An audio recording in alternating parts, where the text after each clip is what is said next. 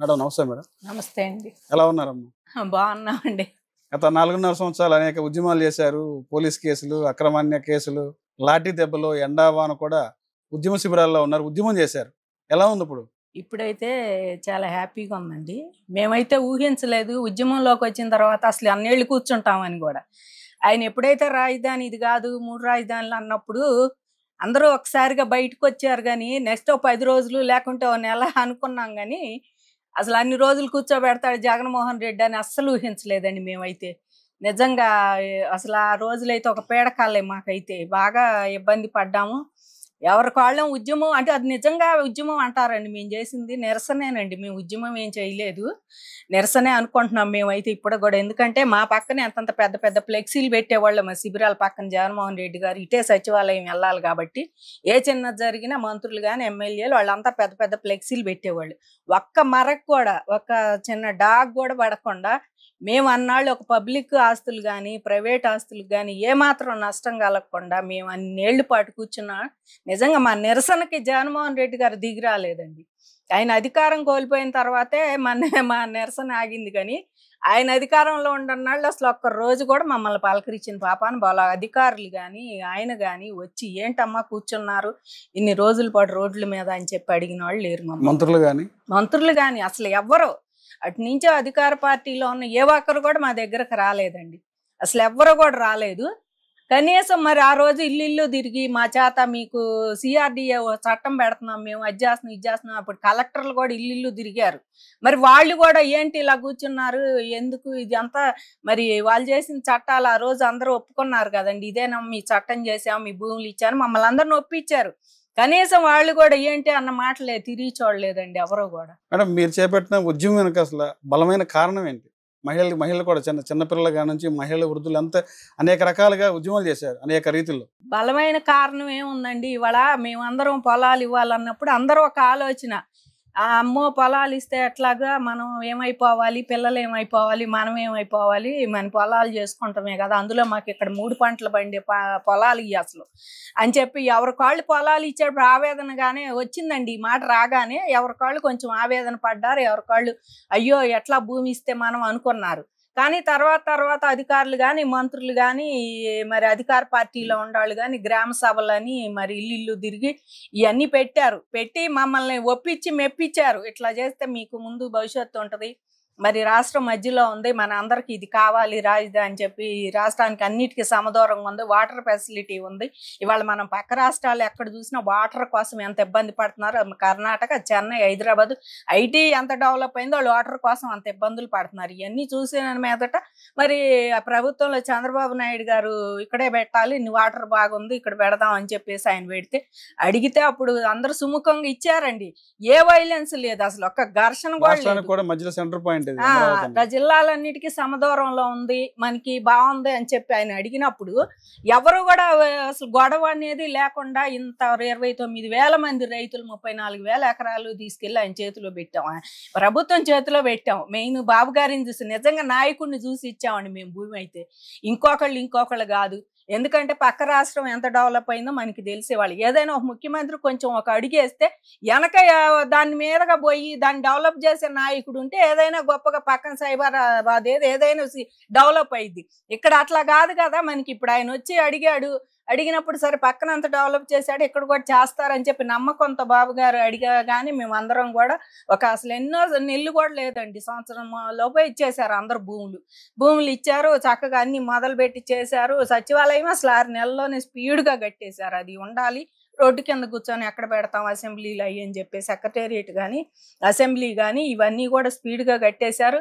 వాళ్ళ పాటికి వాళ్ళకి అయింది. మాకైతే బలమైన కారణం ఏంటంటే భూములు ఇచ్చిన తర్వాత ఈ రకమైన ఏ ముఖ్యమంత్రి చేయడండి. అసలు ఇట్లా ఎవరైనా ఒకళ్ళ దారిని పోతుంటే అది డెవలప్ చేయాలనుకుంటారు. వాళ్ళ నాన్నగారిని చూసాను, చంద్రబాబు గారు చేసిన హైటెక్ సిటీ కానీ ఏదైనా, రాజశేఖర రెడ్డి గారు కానీ కిరణ్ కుమార్ రెడ్డి గారు కానీ అదేది ఆపారు, అవుటర్ రింగ్ రోడ్లు కానీ ఏమైనా ఆయన చేస్తే వాళ్ళు మళ్ళీ దాన్ని ఎన్లైన్మెంట్ ఏమైనా మార్చుకున్నారే కానీ దాన్ని ఎక్కడ ఆపలా వాళ్ళు అసలు.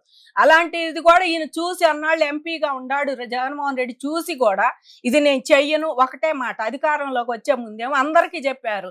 వాళ్ళ మంత్రులు, ఇవాళ మాజీ మంత్రులు, ఎమ్మెల్యేలు, ఇవాళ ఆ ప్రభుత్వంలో పోయిన వాళ్ళు, గత ప్రభుత్వంలో చేసిన వాళ్ళంతా మా నాయకుడు ఎక్కడే ఇల్లు కట్టాడు, ఒక ఇల్లు క్వాలిఫికేషన్ ముఖ్యమంత్రి, కానీ మాకు అర్థం అవ్వలేదండి. ఇప్పుడు అర్థమైంది, జగన్మోహన్ రెడ్డి గారు వచ్చాక అర్థమైంది. ఒక ముఖ్యమంత్రి అన్నాడికి ఇల్లు ఒకటి క్వాలిఫికేషన్ కావాలి, ఉండాలేం కంపల్సరీ అని చెప్పేసి. మరి జైల్లో ఉంటే జైలు నుంచే పరిపాలిస్తారా, మరి ఎక్కడుంటే అక్కడి నుంచైనా మరి మాకు అర్థం కాలేదు. ఆయన ఇల్లు లేదు, మా నాయకుడు అయితే ఇల్లు కట్టాడు, ఎక్కడే ఉంటుందని మమ్మల్ని అందరిని ఓదరగొట్టారు ఎలక్షన్ అప్పుడు. ఇక్కడ పైపేచి ఇక్కడ రైతులకి పొలాలు మీకు వద్దు, పొలం చేసుకుంటాం అన్నాళ్ళే పొలాలు ఇచ్చేస్తాం, మరి ప్లాట్లు ఉండాలకి ప్లాట్లు డెవలప్ చేసేస్తాం, మళ్ళీ మీకు ఇంకా 150 గజాలు ఎక్కువ ఇస్తాం. బాబు గారు అప్పుడు ఆయన మాకు జరీబు నీళ్ళ పొలాలు అయితే 1450, ఇటు వర్షాధార పొలాలకు 1250 గజాలు ఇచ్చారండి మాకు. మీకు అవి కాకుండా ఇంకా నేను 150 గజాలు ఇస్తా అని చెప్పి ఇక్కడ అందరికీ చెప్పి నువ్వు ఆ రోజు ఒప్పుకొని 30,000 ఎకరాలు ఉండాల్సిందే అని అసెంబ్లీలో నువ్వు కూడా చెప్పి చిన్న రాష్ట్రం రాజధాని బాగా కట్టాలని నువ్వు కూడా ఒక విజన్ చెప్పావు, ఒక రోజు ప్రెస్ మీట్ పెట్టి. అలాంటిది నువ్వు ఆ రోజు వద్దంటే ఏమైపోవాలి? మేమందరం భూములు ఇచ్చిన వాళ్ళం. ఇక్కడ ఓన్లీ శాసన రాజధాని అంటే సంవత్సరానికి 30 రోజులు 40 రోజులు జరిగే శాసన రాజధాని కోసం మేము 34,000 ఎకరాలు ఇవ్వాలి రైతులు. 34,000 వేరసి గవర్నమెంట్ ఇది 50,000 ఎకరాలు అండి. ఇది మొత్తం కూడా 52,000 ఎకరాల పొలం సంబంధించి.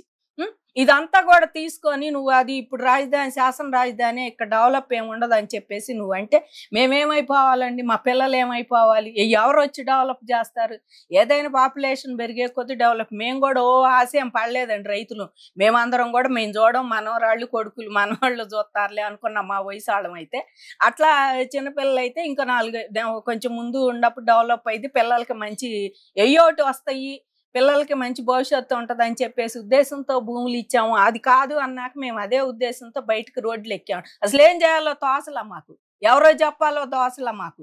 అందరం ఒక్కసారిగా రోడ్ల మీదకి వచ్చేసాం. ఏంది ఈ పరిస్థితి, అసలు మనం ఏం చేస్తామని రోడ్ల మీదకి వచ్చి కుయ్యో మొర్రో అంట. మరి ఇంకా నిజంగా మీడియా మిత్రులందరికీ కూడా ధన్యవాదాలు చెప్పాలండి. ఎందుకంటే మా ఆవేదన, మా ఘోష ఎల్లలు దాటి తీసుకెళ్లారు బయటికి, ఎక్కడికో తీసుకెళ్లారు. ప్రపంచం మొత్తం కూడా చూసింది. అమరావతిలో భూమి ఇట్లా ఊరకనే ఇస్తే రైతులు మళ్ళీ మేము పైసా తీసుకోవాలా, ఉచితంగా ఇస్తే ఇంత గోల్ జరుగుతుందని చెప్పేసి మా ఉద్యమాన్ని హైలైట్ చేసిన ఘనత కూడా మీడియా మిత్రులు అందరికండి, వాళ్ళకైతే ధన్యవాదాలు చెబుతున్నాము.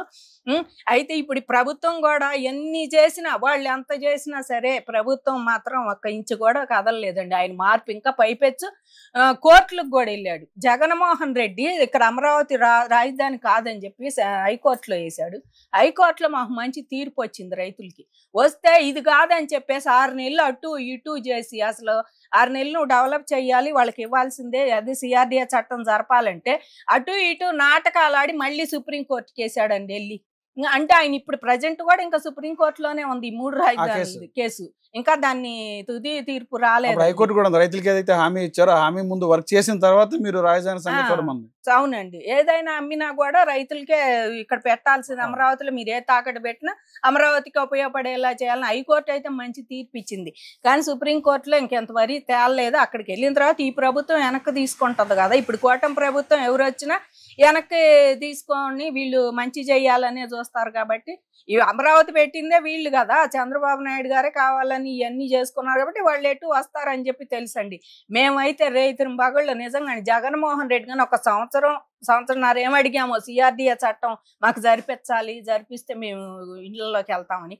కానీ నెక్స్ట్ సంవత్సరంన్నర నుంచి మేము ఇక ఏం ఆలోచిస్తలేం. జగన్మోహన్ రెడ్డి దిగిపోతేనే అమరావతి అనేది ఉంటది. మళ్ళీ మనం భూములు ఇచ్చినందుకు కానీ రైతులు మేము త్యాగాలు కాదంటారండి. ఆయన రియల్ ఎస్టేట్ రియల్టర్లు అని కాదు, రైతులు డబ్బులు తీసుకున్నారు కదా చెప్పి అంటారు.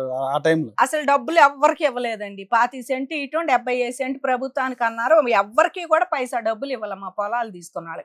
కాకపోతే ఆ 25 సెంట్ కూడా డెవలప్ అయితే మనకి ఎకరం రేటు వచ్చిద్దిలే, ఇస్తే మళ్ళీ 75 సెంట్ అని మేము ఇవన్నీ చూసి ఇచ్చాము. అప్పుడు ఇస్తే రియల్టర్లు ఎవరన్నా ఒప్పుకుంటారండి? వాళ్ళు రియల్టర్లు 25-75 ఏడన్నా ఉందా? ఇవాళ మనం రియల్ ఎస్టేట్ చేస్తున్నారు చాలా మంది, ఇవాళ ఇది కన్స్ట్రక్షన్ కూడా చేస్తున్నారు. డెవలప్మెంట్ చేసేవాడు ఎవడైనా 25-75 ఏడన్నా ఉందండి. పిచ్చి రైతులు అండి మేము, నిజం మాట్లాడాలంటే చాలా పిచ్చి రైతులు. ఇచ్చి భూములు ఇచ్చి అంత పాటలాడి వాళ్ళు 270 మంది చచ్చిపోయారు రైతులు ఉద్యమంలో. ఎవరండి వాళ్ళందరూ ఇవాళ ఇక్కడ కూర్చొని ఇట్లా మాట్లాడి మా శిబిరంలో మా పక్కన కూర్చొని మాట్లాడి తెల్లారేపటికి చచ్చిపోయిన వాళ్ళు ఉన్నారు. వాళ్ళకి హార్ట్ అటాక్ ఆలోచించి అక్కడ అన్ని బాధలే, పిల్లలు అట్లా ఇట్లా ఏం చేయాలి. అందరు 25,000 లోపేనండి, 5 ఎకరాల లోపు ఉన్న వాళ్ళు 25,000 మంది ఉన్నాం మేము. వీళ్ళందరూ కూడా ఇంత ఇచ్చి కూడా వాళ్ళు 270 మంది కనీసం ఇప్పటికి కూడా చచ్చిపోయిన వాళ్ళు పలకరించారండి. ఒక్కళ్ళన్నా వచ్చి జై జవాన్ జై కిసాన్ అంటారు. అట్లా వాళ్ళు కూటమి ప్రభుత్వం వచ్చాక కూడా పరామర్శ ఏం రాలేదండి. కాకపోతే చనిపోయిన వాళ్ళకి నివాళులు అయ్యని ఎన్ఆర్ఐలు అయితే చాలా సహాయం చేశారు వాళ్ళ ఫ్యామిలీస్ కి.